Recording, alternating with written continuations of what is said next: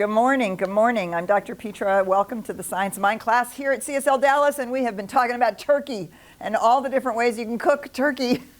It's been wonderful, and I hope you had a fabulous Thanksgiving. Thanks for joining us this morning. Thanks for being here in the room this morning. Grateful, right? Because it's Thanksgiving weekend. Grateful for the time together. Grateful for the opportunity to dive in. Grateful for the science of mind, a philosophy, a faith, and a way of life. So we are in the second chapter of the introduction, The Way It Works. And we're on page 36, and we're going to start with the first full paragraph. Ryan, I told you wrong. It's not the seed of perfection. We're actually starting 2 paragraphs before that.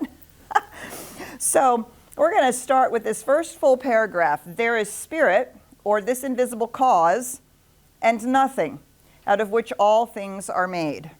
Now, spirit plus nothing leaves spirit only.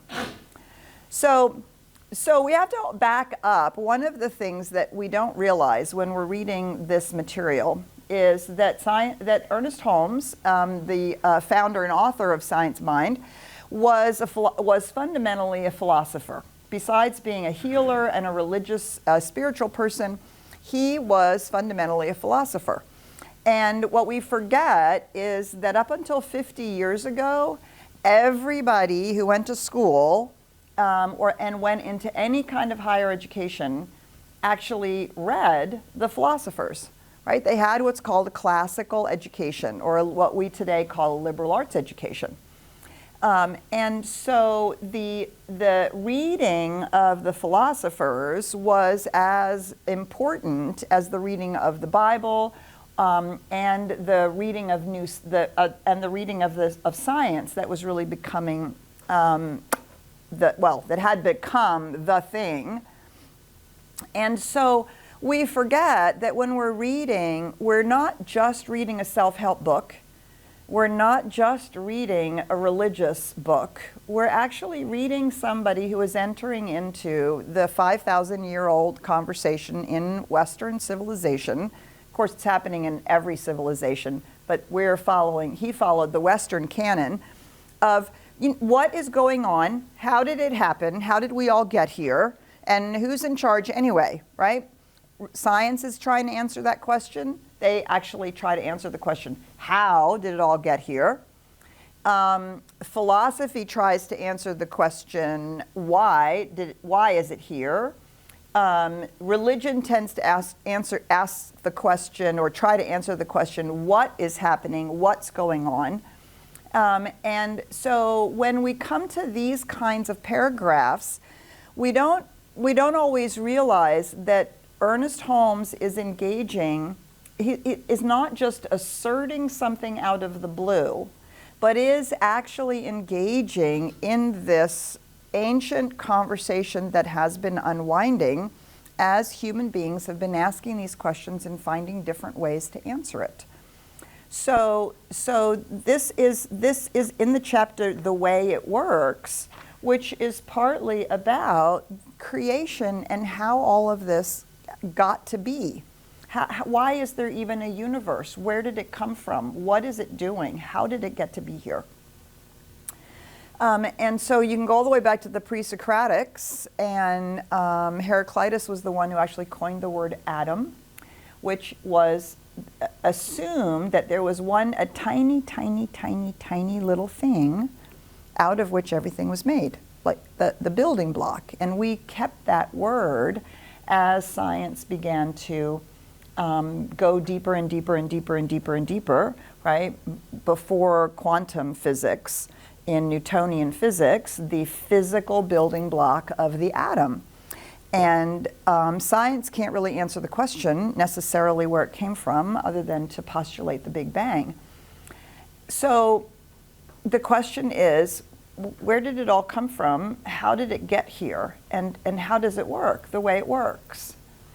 And so if we postulate, as we have been talking about in the first chapter, the thing itself, that there is an impulse to life, that impulse of life is creation and expression, and that impulse is fundamentally, we would say, good, because it's for life, not for destruction, although cycles of destruction, right? Life, birth, and death. But for life, for the evolution and the continuity of life. If there is this thing of self, well, it still doesn't explain where the atoms came from. Where does the stuff come from? And of course, we also live in a Judeo-Christian culture. So whether we went to church or not, we grew up with the stories out of the ancient Hebrew texts that the mystics and the shamans were doing. They were answering the same question, right? And that's how they came up with the mythology of the Genesis stories. And so I remember, I got in so much trouble in Sunday school. Oh my gosh, I got in so much trouble. So I remember this is one of the questions that I remember getting sternly talked to by the nuns. My question was, if God took dust and breathed life into it and created human beings, and at this point I had understood that God was all there is, right, and that God was the creator of everything, my question was, where did the dust come from? Up until, there was no explanation to that point in the story of where the dust came from, right? Because we didn't really spend a whole lot of time on the first creation story. This is all in the second creation story, which is also about all the fall, and that is the seed of our misunderstanding of the whole tradition. So where did the dust come from? So every spiritual tradition pretty much across the globe, indigenous, goddess traditions, the Greco-Roman traditions, the Egyptian mystery schools, all the way up through the Jewish tradition, really understood that all of physical creation is actually the gift of life. It's life in form and expression, as the original creation story, or the first creation story in the ancient Hebrew texts speak about. And God said it was good, and it was good, and it was good, and it was good, right? So all of this is originally blessed. But that still doesn't answer the question, where did it come from? And so even in animism and polytheism, we have this deep recognition that all of this is animated, it's living, we call it consciousness, and it is imbued with this infinite reality, the unknown God, the Godhead, all the different ways that that is talked about. We call it, in the Western canon, in the Western tradition, we call it omnipresence, the omnipresence of the divine. So if God is everywhere, Spirit is everywhere, life is everywhere present, what does it make creation out of? If it's everywhere present, there's nothing that isn't part of it. Does this make sense, right? Philosophically follow. If it's everywhere, there's nothing that isn't it. So life can only make creation out of itself, because there is nothing other than the omnipresent thing, because it's everywhere present. So it can't be over here and then find something over here and go, oh, I'm going to breathe myself into it, and now I have something new. Do you see? So when we come across these kinds of things, we have to realize that not only are we getting some deep spiritual awareness about who we are, that this is an ongoing realization that philosophers and mystics have been grappling with, and it's really only since the scientific revolution that we have gotten the answer. That the answer has been material, right? It all comes out of something, some random billiard ball atoms running into each other. So there is spirit, this invisible cause, which we are calling life, spirit, God, right? The impulse for life to express itself. And nothing, because it's omnipresent. So there isn't anything that's not it, out of which all things are made. So spirit plus nothing leaves spirit only. Hence, there is one original cause and nothing. out of which we are made. In other words, we are made from this thing. That is why we are called the sons and daughters of God. And so, harking back to our conversation at the end of the previous chapter. So, this next paragraph, I think, is really powerful. So, we now know that this is what we are, okay? But it goes on to say here, we can only see this truth through our own eyes. We see it through our own eyes, not just as individuals, but as humanity itself. As we mature spiritually, as humanity matures spiritually, right, we see through our own eyes. And you can see the evolving relationship that humanity has had with life, with the answers to these questions, because we have evolved. So this is, I think, one of the most amazing sentences in this whole introductory section. Hence, we shall find a better God when we shall have arrived at a higher standard of humanity. If God is to interpret itself to us, God must interpret itself through us. And the Spirit can make no gift that we do not accept. So we see the evolution of our understanding of spirit because we ourselves are evolving, not because the one infinite cause has changed. Does this make sense? Right? Just as a child sees life and thinks everything comes from mom and dad, right? And then you're stunned to discover a teenager that mom and dad aren't perfect.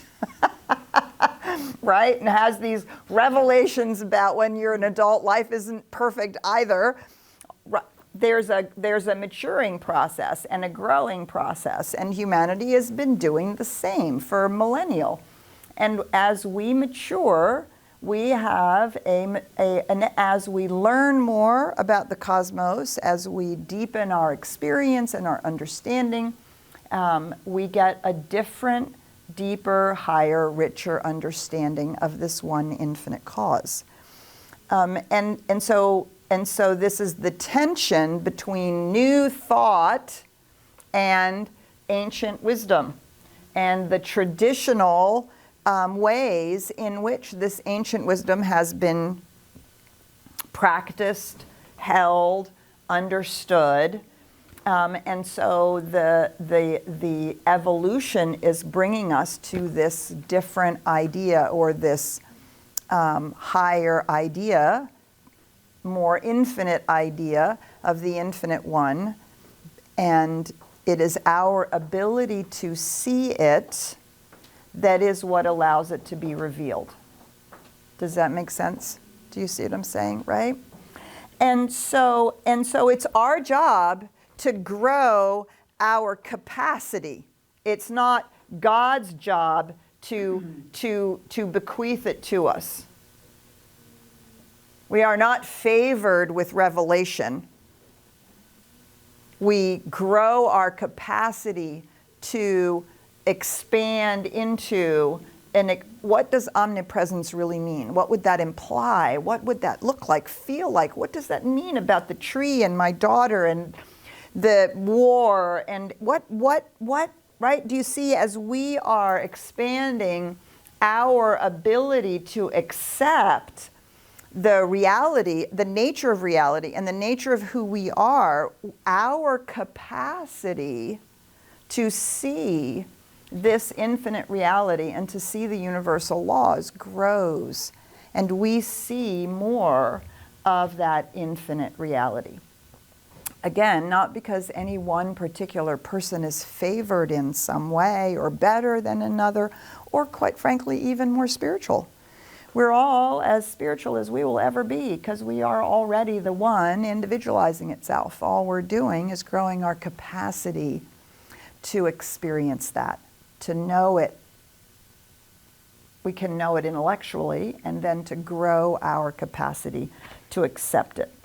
And again, I'm going to remind you, and I'm going to admonish you as you read and read and read, and we talk and talk and talk and talk, pay attention to how many times the word accept and acceptance is used. We don't create our spiritual growth. We accept the truth of who we are.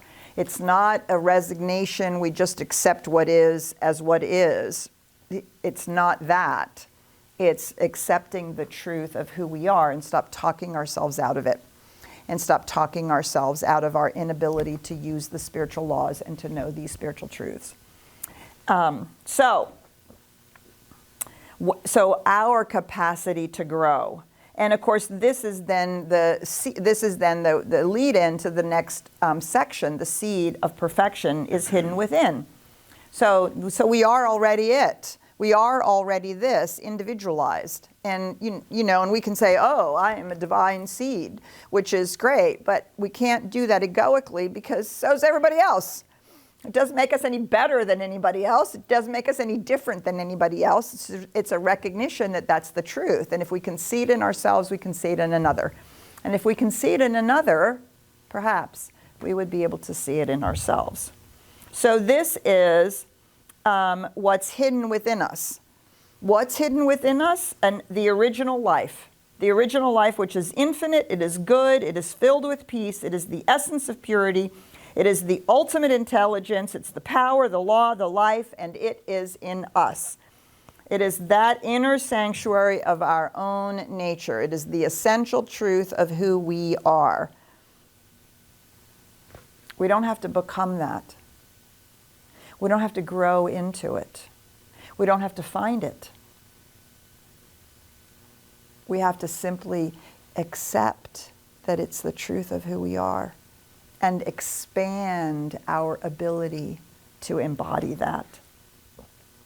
In our ignorance of the truth, we have misused the highest power we possess. And so great is this power, so complete is our freedom in it, so absolute the domain of law through it, that the misuse of this power has brought upon us the very conditions from which we suffer. We are bound because we are first free. What does that mean? Because we're free to do and be whatever we can imagine, whatever we can accept, whatever we can want, whatever we can desire. And this is why we do all our spiritual practices, so we can learn that there are certain things that we can want and desire and accept that are healthy and good and in alignment with life. And there's a whole boatload of other things that just make a mess. And we all have experiences of making messes in our lives, right? And if we extrapolate, right, we're all individuals of humanity. Humanity has been doing the same. Having the freedom to make messes, having the freedom to explore power, having the freedom to explore the creative process, having the freedom to be free to make choices. And over and over and over and over and over again, as individuals and as collectives, as nations and as states and as families and as humanity as a whole, we have been able to see the consequences of our freedom, which is to misuse the law. And so then we get to see the consequences of that. We're not punished for it. We're punished by it. We suffer because we have used the law in a way that isn't actually in alignment with infinity, good, peace, purity, intelligence, power, law, and life. We're using it for other, out of other motivations. And that's a part of what happens when we mature, right? As kids and as teenagers, we make all kinds of messes, don't we? We get to explore all kinds of choices, and we get to experience the consequences of it. So this idea that we have this power of which we are in which we are free to use. We are bound because we are first free. The power which appears to bind us is the only power in the universe which can free us. This is why Jesus summed up his whole philosophy in this simple statement, "It is done unto you as you believe." If you believe that you have to fight and claw and that you have to get while the getting's good, and make sure that you get yours before other people can take it away, right? Then, of course, then that is what's reflected back. So we want to stop here and see what's resonating or not resonating, what's rolling around in your brain, what's being activated in your heart. Yeah, what this idea that we are so clearly the place where the universe is waking up to being individualized, that we can discover our own freedom. And we can discover the ways in which we are misusing this freedom and misusing the truth of who we really are. And so, how does that sit with you? And where do you go with it? So we're going to say good morning to Ryan and to Richard and to see what questions or comments you have. Thanks, Petra, and good morning, everybody. My name's Ryan. I am your lovely assistant here today, and I'm glad to be back. I missed you all.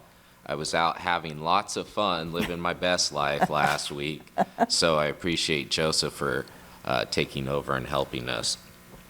So yes, this is an interactive discussion, and what we do is we have a hybrid experience here. So for the folks here in the room, you can go ahead and just raise your hand, and your question or comment, myself or the iconic Richard over here will hand you a microphone, and just state your name and then what your question or comment is. That way the folks online can hear you as well.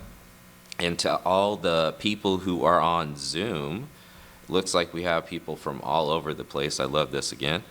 And you can be brought into the room as well by hitting the raise your hand icon, and I can bring you in. And for those who are on Facebook Live, you can put your questions and comments inside the chat, and I can bring those in as well as the folks here on Zoom. And I always love to mention that I do keep those anonymous, so that way we can continue to have a safe container for spiritual growth. So does anybody here in the room want to ask a question or maybe have a comment before I go to the folks online? Or do you need more coffee? Or, yes. Yes, we have that over across the hall. Okay, but I'm in the room and I have a question. Why does Richard get to be the iconic Richard, and we don't have a descriptor for Ryan Brown? No, well, that's the whole thing. The lovely Ryan. The lovely Ryan. Okay. I have the voice that everybody knows, and I've been lovingly called the voice of God because that's all they hear from me. Yes. Well, thanks for asking that question, Petra. I know this is the burning question of the day. It is, yes. I know. A lot of people, the fan mail, it's adding up. I love it out there. All right, well, we can go to the folks here online. If anybody here online has a question or comment, go ahead and feel free to raise your hand.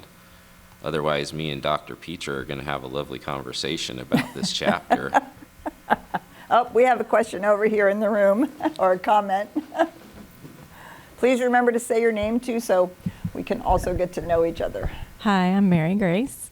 So I think just listening to you, and it's like when we talk about the consequences, it always seems like it's in a negative connotation, right? That's the consequences of your actions. It's usually, oh, you're going to go to jail, you're going to suffer this, you're going to do that, the other.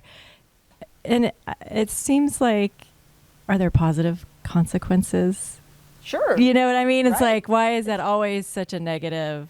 Well, a consequence is, yes, it's a great question, partly because that's how the word consequence has become to be used in our culture today, right? But a consequence is simply the outcome of an action. And so, so I've often said either the consequence or the benefit. Because, right, you put out love, you get back love. You put, you expect to have good in your life, then good is what shows up. You expect people to be jerks, and wow, that might be what you also. So it's only the way that we've culturally come to understand that word it does have now a negative connotation, and that's a great point. We should maybe find another way of saying that. But the idea is that the law is the law, and the outcome is simply a result of the way the law has been activated. And so cause and effect, the effect is always the consequence of the cause.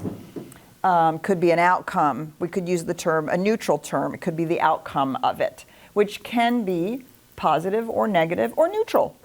Could be, not everything is positive or negative. Some things are just, they're just neutral. They carry no particular impact to us one way or the other.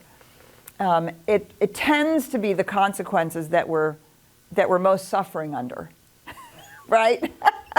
So if we're talking about, why do we feel like we're suffering, or why do we feel like our lives aren't working, or why do we feel like, there's war or discrimination or racism or all of these things, we're usually thinking about, well, how do we heal these things, ameliorate these things? What do we need to do to shift our own lives or the life of humanity? And it's a great point. We sometimes overemphasize that and forget the other side of that is how do we create more good? How do we expand the good that we have? How do we share that good? How do we have everybody have that good? How do we evolve and grow and express who we've come here to be, right? Which is equally as important. It personally, it feels as though it's harder for people to get to the conversation about how do I create a life that works if I'm in a life that feels like I'm suffering. So if we can get from suffering to neutral, then we can get from neutral to I'm going to live my best life. And so we tend to start over here in the negative. But it's a great point. It's a great point. The effect is simply the outcome of the cause, right? So there's no punishment, but the other side of that coin is there's no reward. Just is. This is the outcome, good, bad, or indifferent, right? So okay, that's a good. I'm gonna tuck that in, right? So we find maybe a neutral word for consequence, although it is through the consequences that our choices are educated, that we learn. Oh, maybe that's not the best choice to make. So good. All right. We see we have a handout or a comment. Yes. Online. Well, I wanted to ask this question that came through. And in summary, what it's asking is that they're really looking for you to explain the impersonality of the law, when in fact our emotions kind of drive our intentions, so on and so forth. But we're going into this law that has no personality. So they're trying to learn a little bit more about that. What's your thoughts? Yeah, that's a great question. And it's probably the hardest, it's one of the hardest aspects of really moving into this way of engaging, this particular way in which we might engage with the nature of reality, because we don't like the idea that we can't talk ourselves out of the consequences of our behaviors and actions.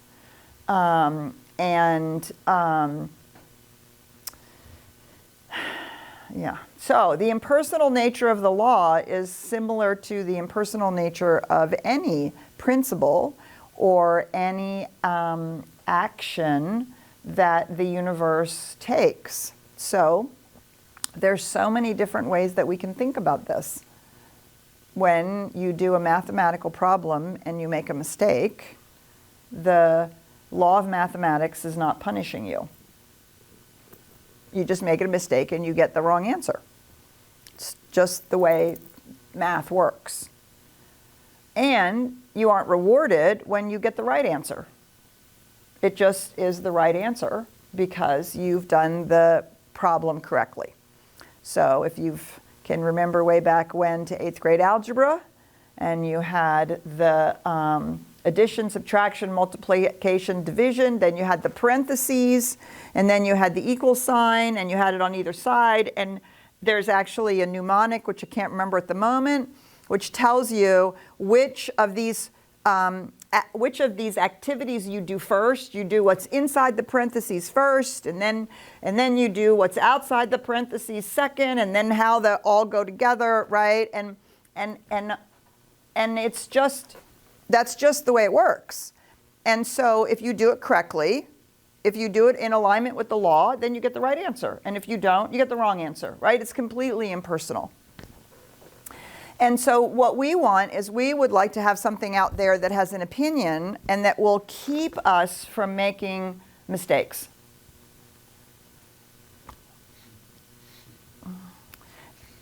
And we want to be able to, pray or meditate or be a good person, and then be promised that even if we use the law of mathematics incorrectly, that we'll still get the right answer.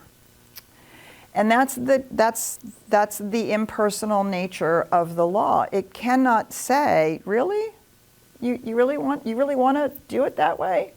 Do you really think that's going to get you where you want to go? You think, right. It can't ask any questions. It can't wave a red flag. It can't, because it is it's just a law. So we can't even say it's impersonal because there's no personality to a principle.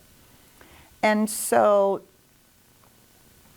regardless of our own emotions, our emotionality has nothing to do with it. So, yeah. And sometimes this is a challenge. There's a wonderful, wonderful phrase by Meister Eckhart, a medieval mystic who was so far ahead of his time. And one of my favorite prayers that he prayed, he has one about thankfulness. The only prayer you ever prayed was thank you, that would be enough, which we're going to talk about in the celebration. But the other one that he says is, I pray to God to rid me of God, that I may find God.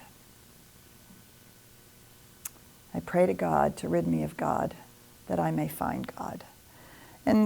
And so what he's talking about is the release of the childlike need for a parental God that will take care of us, that will make sure we don't run out in the street and get hit by a car, that will keep us safe, that will look out for us, right? And as children, we needed that. And we needed to be taught, right? I have a 2.5-year-old granddaughter, and I've been teaching her for a year how to stand at the red line of our parking lot and look both ways to see if a car is coming. She still forgets, but by the time she's 4 and she's running around out there by herself or more free, she will have ingrained, stand at the red line, look both ways, listen for cars as they're coming out of the parking lot, right? That's my job as a parent. But when she's 21, she's not going to want me to say, did you stand at the red line and look both ways? Right? She's going to be incensed if I should think that she needs for me to tell her that, because she is now becoming a grown young woman with efficacy in her own life. So as human beings, we're the same. As we grow and mature, we have to mature out of the need for that something out there that is going to keep us from making mistakes, that's going to keep us safe. We've been learning as we've been evolving from the get-go about our relationship to life and the divine and spirit and all of it. And now we're to the point where we can actively have efficacy in it, and to let go of the parental boundaries, the parental thing that is going to keep us from our consequences, right? From running out from between two parked cars without looking. And if we insist on having something outside of us do that for us, do you see we never take on the efficacy of our ability to co-create and express our lives and our fullness and our contribution to the world? And part of how we discover that is by exploration and by testing and by trying, which implies mistakes, messiness, roads that we travel that don't work because they're not quite exactly what is calling us to express ourselves. But if we're always thinking something outside of us is going to take care of us, do you see we never push those boundaries and we never express the very freedom that is being spoken about here. Right? Our freedom to be the fullest, biggest, most amazing contribution to life that is actually who we are. Because we're the life, which is so beautiful and amazing, going, wow, what can I contribute to that as an individual? And so that implies, as I said, that implies trying, testing, making mistakes. And I notice even with my granddaughter, I'm really trying to watch that I stop telling her, be careful, be careful, be careful, right? Because I don't want to lodge into her brain, oh my God, I have to always be careful. So what I'm trying to change now is watch your step. As you're going down the stairs, watch your step. Or take your time. I don't want her not to do it, and I don't want her to be afraid of it. What I want to do is now give her skills on how to do it. How shall I do this in a way that I can keep pushing the boundaries? That she can continue to feel more and more and more confident, right? And that's what it means in the statement. We will have a higher understanding of God when we have a greater understanding of ourselves. When we are pushing those limits, and we're discovering those things, and it can feel cold. It can feel like we don't have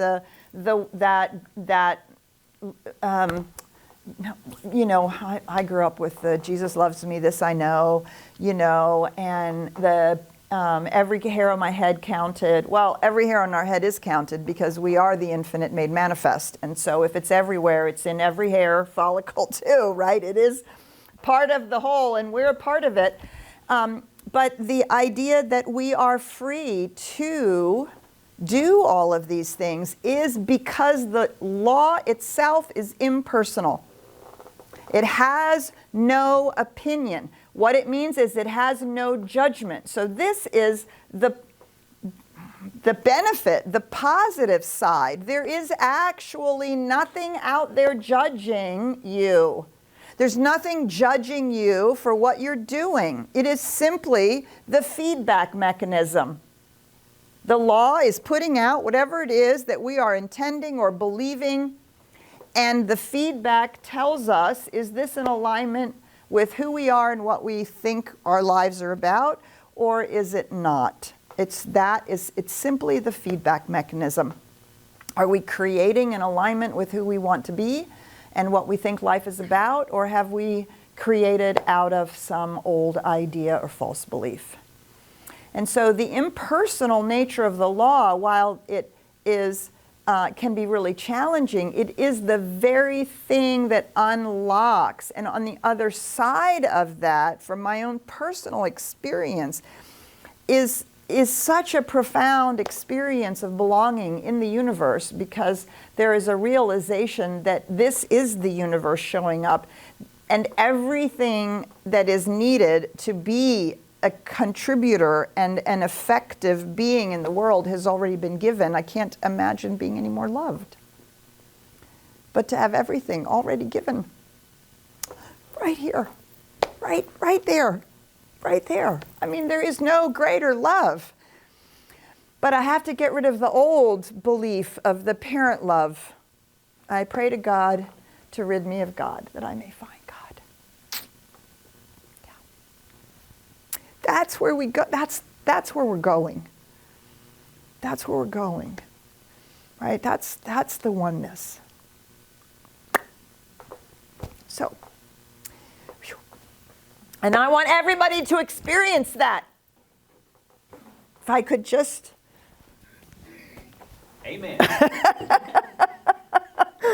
Feedback is a good word. feedback, that's a good That's a word good for word for consequence, right? It's just feedback. It's just feedback. It's just feedback. And yeah, that's it. Thank you. Some Locking good, that in. good Okay. cosmic feedback. Yeah, I have Connie who has her hand up here. So Connie, do you want to go ahead and unmute yourself and join us? Yay, good morning, Connie. Good morning, Dr. Peter, and good morning, everyone. I come into this experience very directly when I'm teaching English because somehow the students believe that if they say something that's not correct, they've done something wrong and they've made a mistake. And so I think I've mentioned this before in these groups, but I tell them, and even if it's one student online now, I'm teaching online on Zoom, but in a group too, I say, we don't have mistakes in this class. You can't make a mistake. We can call it anything we want. We can call it an apple, a banana, a pear. It's our choice to call it whatever we want. Let's call it an opportunity for learning. Yeah. And that's what it is. It's also Yes. a gift to the whole class because you're probably not the only one who has the same question. Several others do too.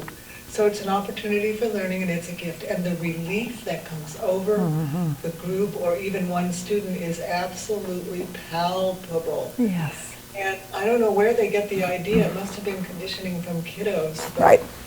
that, you know, they did something very wrong if they said something that wasn't correct. Yes, beautiful. Thank you, Connie. Thank you for sharing that. And it's so important, right? Because again, the law doesn't punish. It's just feedback. And so the feedback is an opportunity for learning. Oh, not that. Oh, not that. Oh, no, not that. Oh, that. Now that feels good. That feels like it's in alignment. That feels like it's going to take me in the direction that I think my life is going. Right? It's just feedback. And so, and you know, we all were conditioned to hate mistakes because we all got those red marks on our papers. And usually what was made primary was how much you missed, not how much you made. I remind myself on a regular basis that 90% is still an A. If you do something 90% of the time, so that I think of that as grace, right? 80% is still a B. You're not even at average until you're at 70%. That's a whole boatload of grace, right? That's a boatload of grace. Perfection is not required. It's not. And we do get to make mistakes, and we do get to say, oh, wow, that did not feel right. That was not good. I'm not doing that again. Or I'm going to try not to do that again, right? Because so there's two things. One is there's no mistake. It's an opportunity to learn. But I think learning another language is a really great example. The other really good example is learning an instrument. So at first, right, you learn how to do it, you learn something about it, you make mistakes, and then you learn a little bit more. But then what do you do after that? You practice. Even if you're not making mistakes, you're still practicing. You're practicing, let's say, on the piano, getting faster, getting smoother, and then you're practicing to get more feeling in it. It doesn't have anything to do with mistakes anymore at all. But the practice is still valuable, and every time, and I mean, yeah, Itzhak Perlman was told, he had somebody come up to him after a violin concert, and the guy said to him, you know, I wish I would give my life to be able to play the violin like you. And his response was, I did. I gave my life. Why? Because he practiced every day. Every single day, not because he was making mistakes, but because he was honing his craft. So at some point we move beyond the feedback of mistakes to the honing of our co-creative engagement with life. so that we're not just trying to fix things, but we're actually bringing more joy and more love and more good and more expression and more contribution to the world.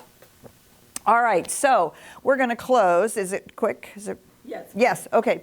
And in the practice, we're building our capacity. Yes, yes. In the practice, we're building our capacity and we're getting better at it, and it goes more effortlessly, right? All of that.